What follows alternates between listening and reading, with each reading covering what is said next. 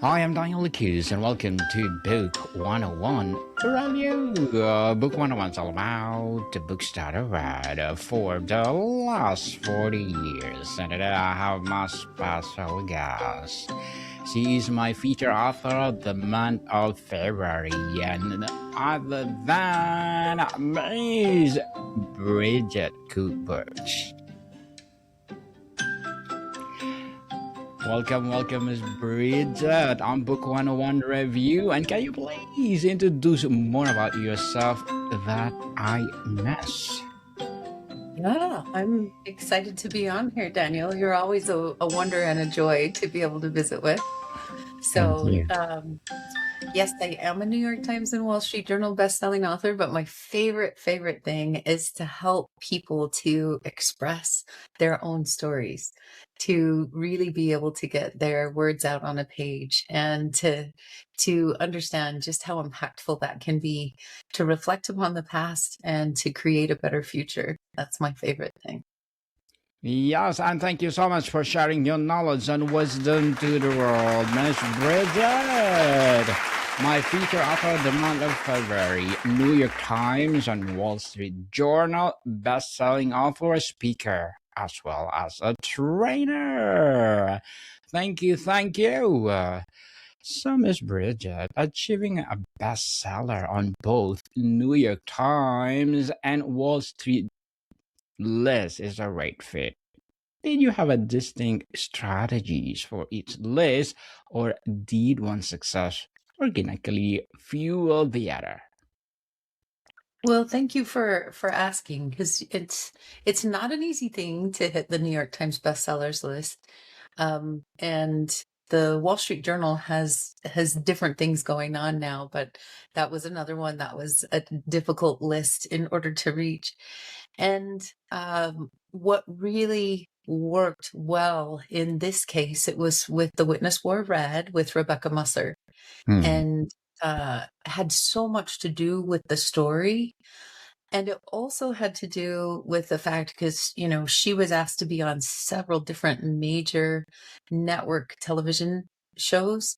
And she chose Dateline because they were going to do a 2-hour special and they were going to really take good care of her. And she grew to care about the producers and grew to trust them. And they did a fabulous job. And it became the number one um, most watched show on a Friday night on primetime television.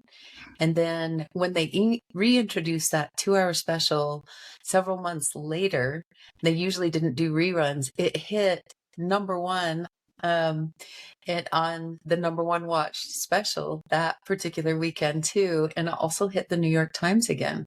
So the publicity was very much a major effect of reading, being able to reach those levels. And so, Rebecca did not pour hundreds of thousands or millions of dollars into some sort of program or anything like that. Instead, she just told the truth about her story, which is so impeccable and so incredible. And I was very honored to be able to walk that path with her. When your book hit those lists, Miss Bridget, what was the single most surprising, chaotic, or delightful thing happening behind the scenes that readers would never guess? Well, I think one of the things that was very cool because we weren't expecting this. It was a beautiful result of a lot of work that Rebecca had done, a lot of deep inner soul work, as well as showing up for her people. I think it's important to note where she came from. She was the 19th wife of 65 women who was in our country. Um, and she was able to help put a prophet pedophile behind bars for life plus 20 years. And again, it took an extraordinary amount of courage, and she had to escape that climate in the first place and then have enough courage to speak out again so that she could save young girls, those that were the faceless and the voiceless. And she chose to stand for that. So the story itself was very remarkable. But she wasn't expecting this. And there were two things I remember happening is when she'd gone back to do some filming in New York, in addition to the filming we'd done. I just was behind the scenes getting to help her and to watch the professionals do their incredible work. And then she went to New York to film some other morning television shows. And, we started getting in this news. And one of the things that was so fun was just a personal call with her. And the other was, when we celebrated and we were both shocked. And the second thing was a mutual friend of ours had been in an airport, and it showed like number 4 in the New York Times bestsellers list. It showed number 4 on that particular day. And, she was able to take a picture and she put it on her social media and she sent it to us. And that was really, really special. I would say, Daniel, that a lot of the things that people don't know behind the scenes of what seems like huge commercial success is if you have a really well written book that is honest and genuine and comes from the heart and is about impacting your readers, are the many ripple effects that it has. And one of the ripple effects that Rebecca shared with me was there were a family of young girls that were growing up in the FLDS, and that meant that they were destined for child marriage, or marriage to, as second, third, or 10th wives to someone that they wouldn't have dated, didn't know if they loved, wouldn't know if they loved, would have to compete in a polygamous situation. And they took a picture of themselves because of her book and the ability to read the truth of what was going on behind the scenes. They sent Rebecca a special message as well as a photograph. And instead of them being in prairie dresses with a poof in their hair and, pretend smiles on their faces, they had genuine smiles on their faces and earrings and purple hair and, just being able to express their own personalities and be their own women and with their own choices. So that was one of the most beautiful stories that, came across. And there were hundreds, she got hundreds, maybe thousands of people remarking on what that story did for them. Yes, Miss Bridget, and thank you so much for sharing that to the world. Truly, truly inspiring. Now that you have the best-selling author prefix permanently attached to your name, how has it changed the way you approach new projects? Is it liberating, or does it add a new kind of pressure? Always, Daniel, there's new kinds of pressure. There just always is. I think when you care about people and stories, there's a level of excellence that you want to reach. And, my second book came out on Oprah in a really big way. And that one hit national bestseller. And there were things that were going on in the publishing industry and with the publisher. We probably would have been able to hit New York Times on that one, but it was too small of a publisher at the time. But I will tell you, I felt a lot of pressure from that book to Rebecca's book, and especially because I knew it was going to affect so many people and their belief systems. So we wanted to do it in a way that didn't put anyone down, but just told the truth of Rebecca's story, and then also told the truth of this organized crime unit in the name of God. And so there was a lot of pressure on that one. And then when it came to new books and new things, it was like, well, gosh, how do I top that? Um, but every book has its glories. Every book, every story has the audience it's meant to impact and the ability to touch numerous lives when it's told really well. And so I do my best to have a level of excellence. And that's also why I became a publisher. because there were a lot of stories that were, being written in the world, and some of them couldn't find a place. They couldn't find a traditional publisher. Traditional publishing's been, going through a lot of major transitions in the last 10 years. And, sometimes they just couldn't find a great place for their story. And so I love being able to have a publishing house that shares transformational stories. And the authors that are attracted to that publishing house, they and their stories, they knock my socks off. I'm Hmm. just blown away all the time. So I love to be able to help them with those stories. Ms. Bridget, let's talk about on speaking and training. How does the energy and immediate feedback of the stage influence the solitary, deliberate work of writing a book and vice versa? Hmm, that's really a great question, Daniel. You always have the best questions. Thank I you. would say, um, when you're writing a book, it's really important to think about one person who would be your reader so you can have an intimate conversation, because otherwise, we want everyone to read our book. We want everyone to Hmm. purchase our book, and then we end up writing to everyone and the message gets so muddy. It's not clear at all. So if we can write to one person and be targeted, that's when all this beautiful magic happens. And I really think that the authors that I coach and train, and when I go to speak, I think about one person in the audience who might need to hear what I have to share for that evening or that day's event. And I just did one on Saturday. It was really fun. And there were a number of people afterwards who came up and said, "This is exactly what I needed. Thank you so much for what you had to share." Because we did storytelling and principles, and then we had experiential exercises, and we had Mustang horses to welcome in the year of the horse. So it was an extraordinary event, and it was different than a lot of events I do, but I love doing this particular event every year to bring in brand new energy. And of course, it's all about transformation. So I love it.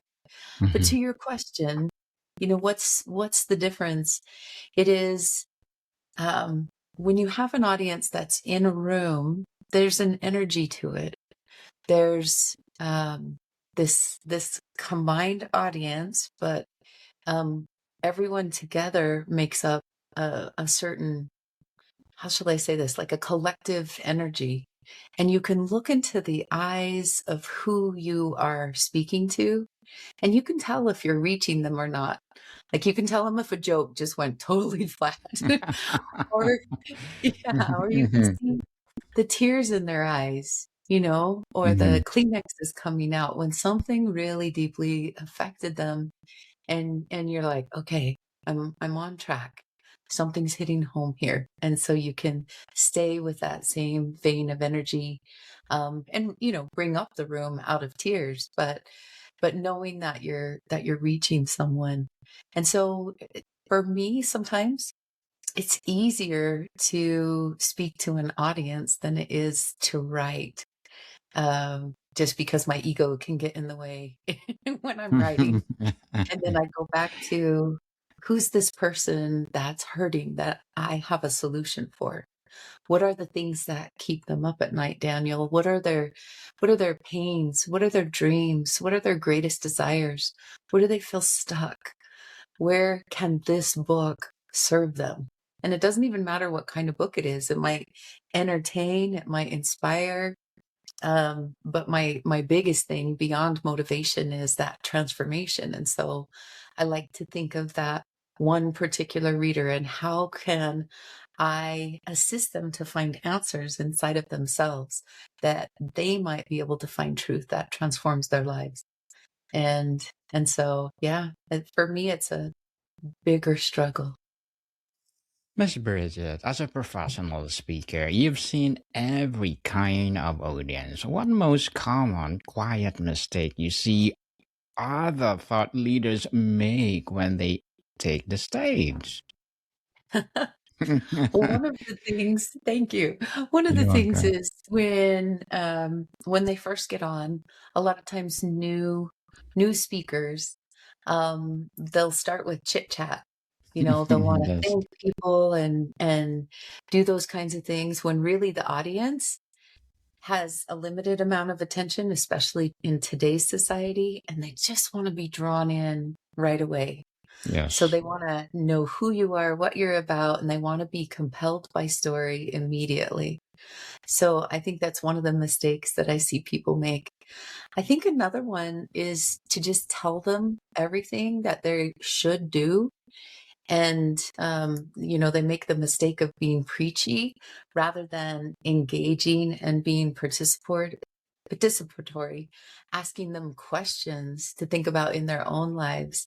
And so that's another mistake I see people just kind of preaching at someone rather than how do I reach their heart and soul and mind? Mhm. So those are two big, big ones. In your work as a trainer, what is the one measurable shift or aha moment you are most obsessed with creating for your clients? Mm.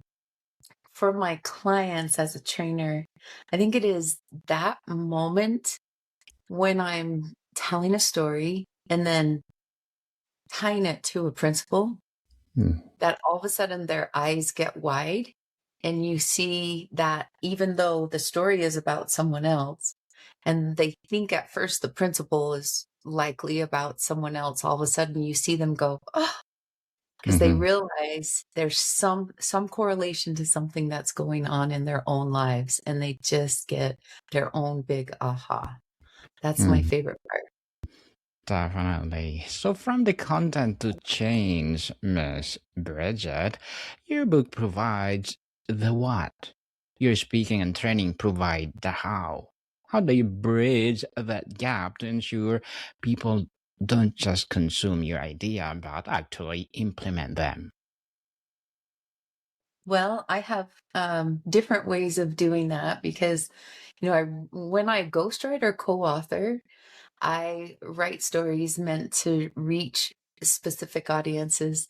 When I'm coaching and training other people to be their best author, their best speaker self, um, I love to bring them to that point of self discovery, kind of similar I was talking Mhm. about with the audience, but where they have more compassion for who they used to be and they have more excitement for who they are becoming. Because in really great storytelling, we're not afraid to go deep with our audience. We're not afraid to say, how hurtful something might have been, how dark the dark night of the soul could have been, right? But then in really good storytelling, we take them equally as high.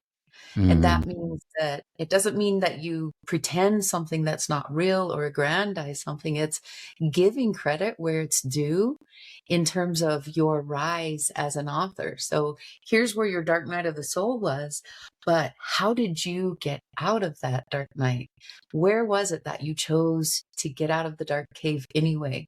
Resume the battle and do your very best. Now, 100% committed, still unsure about your own skill set, still, not feeling very heroic, but determined and passionate to take a stand anyway. And when they witness that within themselves, like this rise, for a lot of people, it's the first time that they've learned not to play small. For a lot of people, it's the first time that they've recognized, wow, I really have done some tremendous things, overcome tremendous obstacles. I really have earned the right to be this author and also to be able to share with other people because now I have something that I want to gift others with. So they don't have to have as much pain or sorrow, or so they know they're not alone, or so they can be inspired and transformed. The vulnerability balance, Miss Bridget, it's medium like book, speed, training requires a different type of vulnerability. How do you decide what deeply personal story belong in a book versus a live talk or versus a closed door session? Oh, fantastic question, Daniel. And there Thank you. actually is a lot going into that. In a book, you have a longer format. You're Mhm. able to tell more incredible stories. You're able to share inner thoughts. You're able to show motivations behind things, reactions to situations and circumstances. So you have this elongated runway for the book to really fly, for it to take off and really hit the reader. You have to catch them right at the very front with a hook, just like with a speech, but you also have more time to explain yourself. In a speech, there is an importance to go vulnerable, but not so vulnerable because you have a short, much shorter period of time. You need to make sure that balance of vulnerability where you can go deep, that you still have time to share your rise, and also it depends on who the audience is. You know, you could have an author who is I've got one right now. He's really incredible, and he had um some pretty intense spiritual experiences that helped to get him off drugs, heal his body, do amazing things. And he could speak to recovering addicts. He could speak to spiritual or religious faith audiences. He could speak as an inspiring keynote because of his story. Really incredible. And so he'll have a signature story. We're working on it right now, but it also depends on who he's speaking to. So on an inspiring stage full of, say, lots of CEOs or entrepreneurs, he would probably be a little less real and raw, except about a particular moment. And he would be raw and real in that moment so that he can also share that high. But in a recovery audience, there would be a deeper amount of vulnerability because that's what recovering um, addicts and others need to hear, is to know that someone else is a real live person who's had multiple foibles, lots of setbacks, 2 steps forward, sometimes 4 steps back, but that they've been able to get out. And so thinking about who your audience is.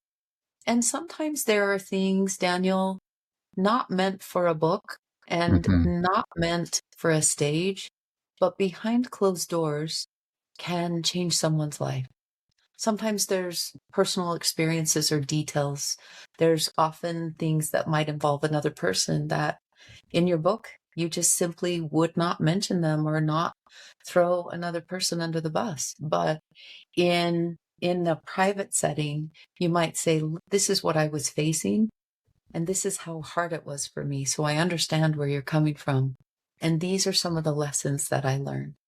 And you would tell them things you wouldn't say on a stage or in a book. Interesting and empowering answer, Miss Bridget. So, what's piece of a common advice for authors, speakers, or trainers that you have found to be completely wrong or counterproductive based on your experience?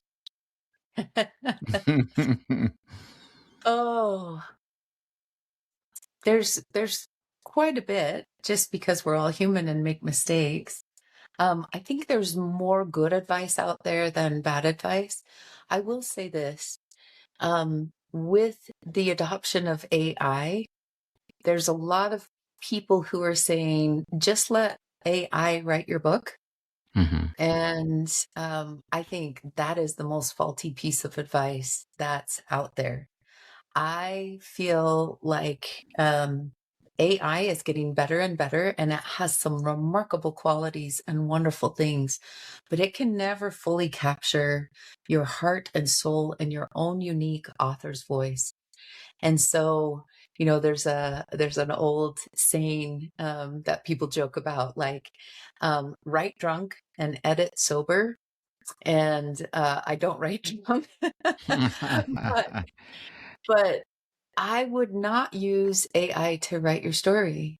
I think you can use it to edit. I think you can ask it, how could I put more humor in this particular paragraph because it's really too low for this section of the book? Or How could I have a more compelling hook? There's definitely things that you can use it for, but write it from your heart and soul and head, and then see if you're bound and determined to use AI, see how it might help you make it even better. But don't let it be the dictator of your own story. Yes, definitely. And Miss Bridget, legacy beyond list. If we fast forward 10 years and people are no longer thinking about the bestseller list, but about the impact of your work, what do you hope that conversation sounds like? Hmm. I hope the conversation sounds like, um, I'm glad we met. You helped to start me on a wonderful life trajectory. Mm-hmm. Um, I'm glad to know you because we've become wonderful friends. I hope it sounds like, um, I did some intense learning during that time, and I've been able to apply it in business and my relationships in life. And I really hope that it looks like, um, that they're telling me all about the impact they're making on the planet, that that ripple just continues, and the people that they're helping and inspiring in what they're doing. Yes, definitely, Miss Bridget. But before we wrap up our discussion for today, I'm inviting you to please do listen to my other podcast, people.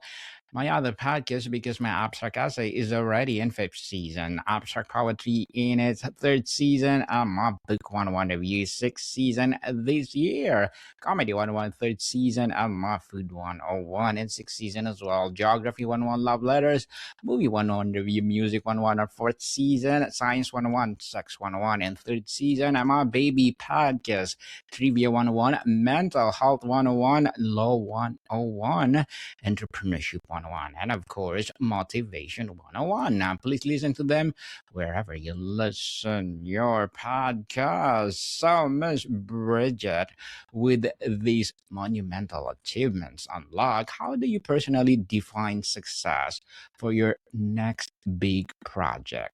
What metrics or feelings matter to you now? Hmm. Another great question to end with. Thank you, Daniel. You're Um, welcome. I would say that my definition of success has changed and evolved through the years.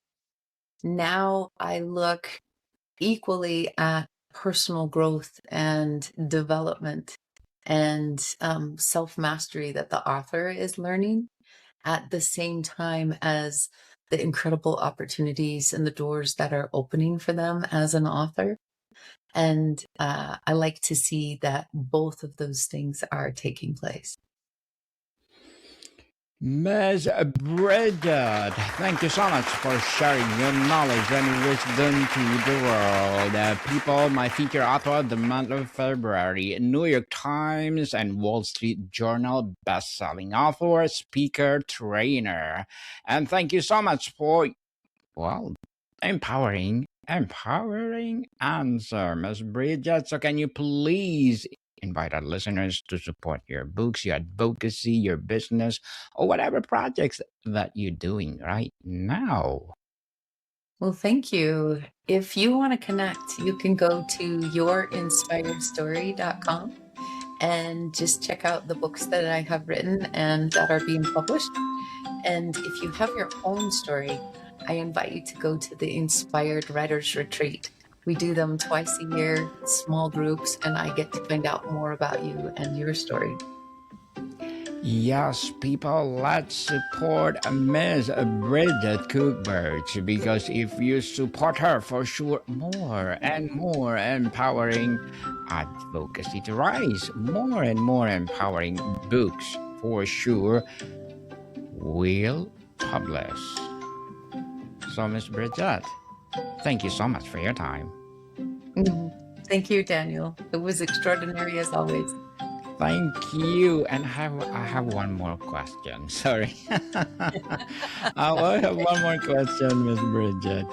So, let's say If you could go back in time and give one piece of advice of yourself the day before you started writing, what would it be? Hmm. Don't be afraid to make mistakes. Just make sure you get back up after making them and do better. Yes, I like that. Don't afraid to commit mistake, people, because mistake will make you better in the process.